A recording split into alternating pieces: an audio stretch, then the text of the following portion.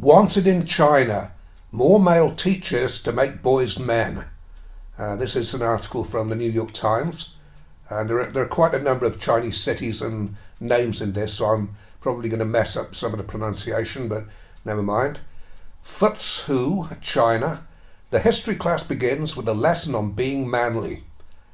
Now, can you imagine, straight right from the get-go, can you imagine the political, media and feminist outrage if this happened anywhere in the West? Lin Wei, one of a handful of male 6th grade teachers at a primary school here, has made a habit of telling stories about warlords who threw witches into rivers and soldiers who outsmarted Japanese troops. Are we sure that's when he teaches NYT? Because I noticed that straight away gender and race have been brought into the equation. Alright, well, let's say he's teaching that then. The witch part is very good because I'm sure those bitches were the forerunners and role models for today's feminazis. I think feminist groups should be collectively described as covens anyway. Right, men have special duties, he says. They have to be brave, protect women, alright, fuck that part of it, and they have to take responsibility for wrongdoing. Yeah, and these days men have to take responsibility for female wrongdoing because, you know, look at it, women don't want to take responsibility when they fuck everything up like entire societies. Yeah, I'm starting to worry for the Chinese. I mean, they may have an appalling record on human rights, and they still do have. But you know, protect the boys for God's sakes. Men have special duties, he says. So I've done that already. Where am I? Right, I'll leave a link to the article in the comment section and pin it to the top anyway. Worried that a shortage of male teachers has produced a generation of timid and effeminate boys, Chinese educators are working to reinforce traditional gender roles in the classroom. Yeah, unlike in the West, where mostly socialist teachers are, they're psychological. I've been calling it psychological castration for decades. They're psychologically castrating boys in the classroom and trying to persuade them that they might actually be girls trapped inside the wrong body. Even just a few years ago, that would have been inconceivable. But this, you know, you think of it, this incremental hate campaign against normality, it just gets worse and worse and worse. And people are, you know, if it had been thrown in people's faces all in one go, back in the 60s when this bullshit started, people would have rejected it out of hand. So the globalists will know that, of course. Anyway, in Jiangsu, a city on the Yellow River, schools have asked boys to sign pledges to act like real men. Good. In Shanghai, principals are trying boys-only classes with courses like martial arts, computer repair and physics. Again, imagine the uproar if that were to be done in the West. Now, here in Britain, I first noticed this special help the girls were getting back in the late 90s. There was this now defunct organisation called the National Council for Educational Technology, and they had a big course, IT needs girls, IT for girls, and this was partly financed by the ridiculously named, as far as I'm concerned, Equal Opportunities Commission, as it was then. So that's gone as well. The guy in charge of the NCET, because I wrote back and told me that the course was supported by both Labour and Conservative MPs. Unfortunately, he didn't name them, so I complained to the EOC and they wrote back, and they used a loophole in the 1975 Sex Discrimination Act, which was supposed to stop sex discrimination, and that allowed them to do this. And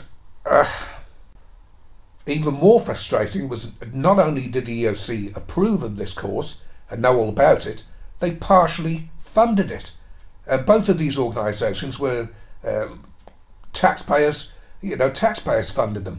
Anyway, I think that China's taken a very careful note of how the West is, in terms of our societies, it's just collapsing because of feminism, and that's only one part of the globalist hate strategy to turn us all into slaves anyway.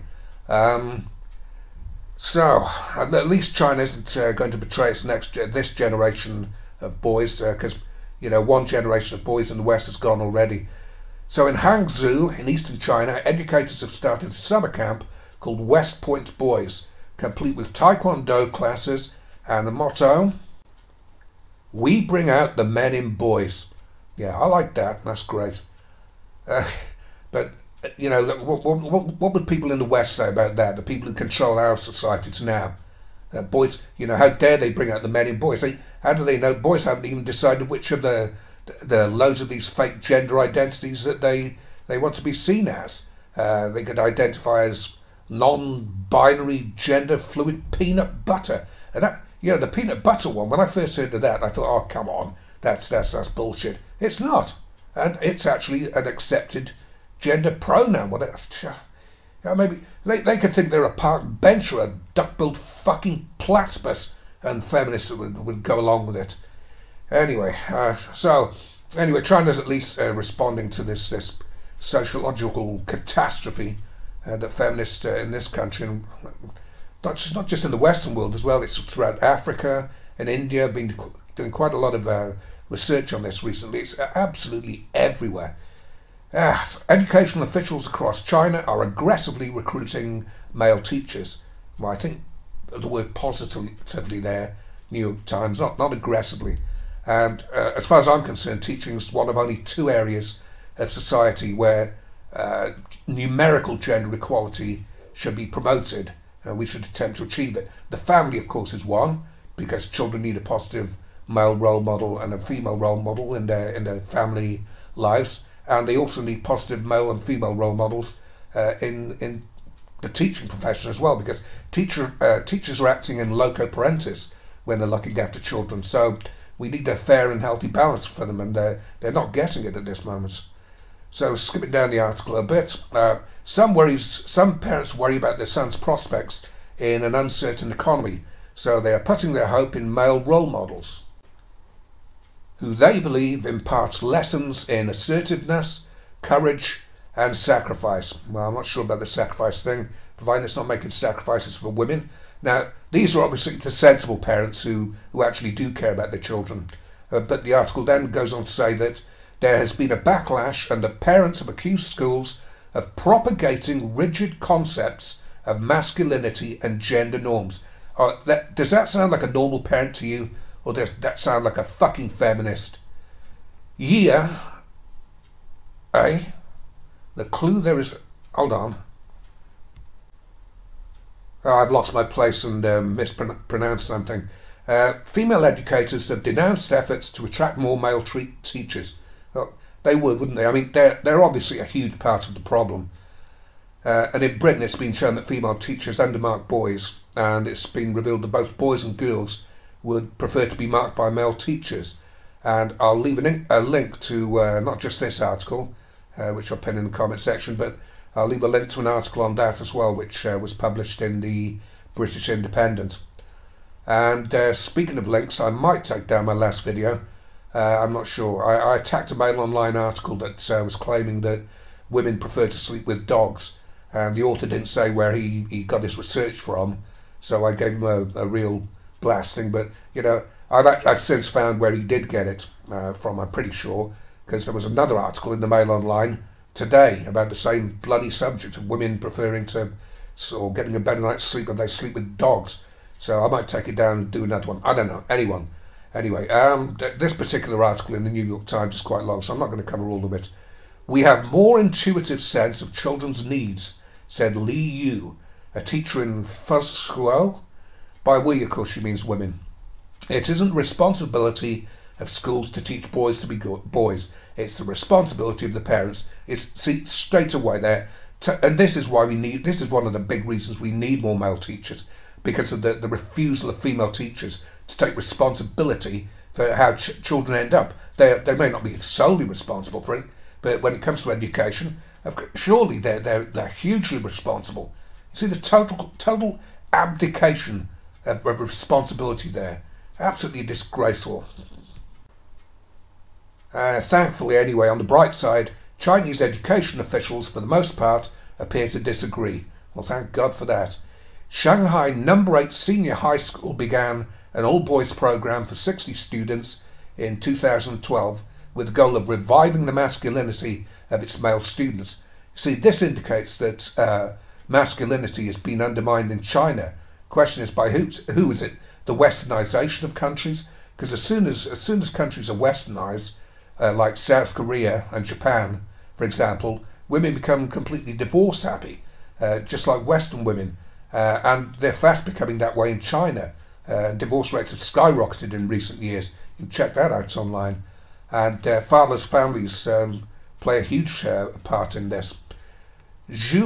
Oh God, should I even try this? Zhu Jiahao, an 18-year-old senior at the school, said boys felt more confidence when they took classes together. In classes with female students, we might not dare to speak out. When it's just boys, we feel much freer. So why are boys scared to speak their minds in front of girls? Have they become as snooty and repugnant as westernized girls and women? Sun Young Shao, if I've got that right, a researcher at the China Youth and Children Research Center and author of the book on education titled Save the Boys, that sounds like an excellent read, said Chinese students were increasingly distant from male role models, including their fathers. So there you go. Children need both female and male teachers for their development, he said. He's absolutely spot on. So thank God that China's taken positive steps to recruit these teachers by offering them tuition-free courses. Fujian Normal University admitted its first class of male student teachers under the tuition-free program last fall. Each day they study under the guidance of female professors, oh God, who coach them in reading body language and showing empathy. There's a classic case of out of the frying pan, or the wok in this case, into the feminist comrades' line of fire. So it sounds like these poor guys are getting feminized here. Anyway, I'll leave it there because I've gone on quite a bit. There's quite a lot more to the article if you want to read it. Thank you if you've got this far. Thumbs up always helps. And please leave your opinions in the comment section.